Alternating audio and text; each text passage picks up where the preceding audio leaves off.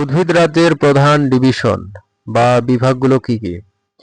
What are the main division of the plant kingdom? উদ্ভিদরাজ্যের প্রধান বিভাগগুলো হলো থ্যালোফাইটা, ব্রায়োফাইটা, টেরিডোফাইটা, জিমনোস্পার্মস ও এনজিওস্পার্মস।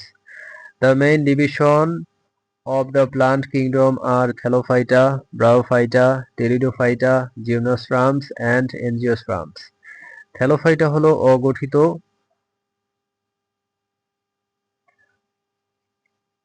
অভাস্কুলার টিস্যুবিহীন উদ্ভিদ। Thallophytes are unorganized non-vascular plants.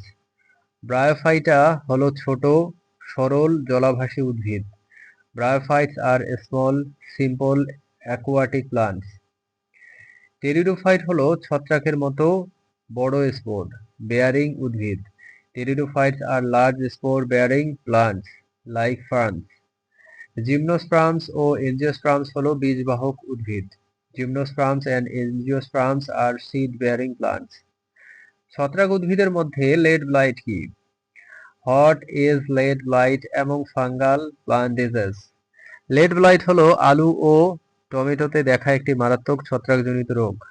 Lead blight is a serious fungal disease found in potato and tomato. এটি Phytophthora infestans ছত্রাক দ্বারা সৃষ্ট।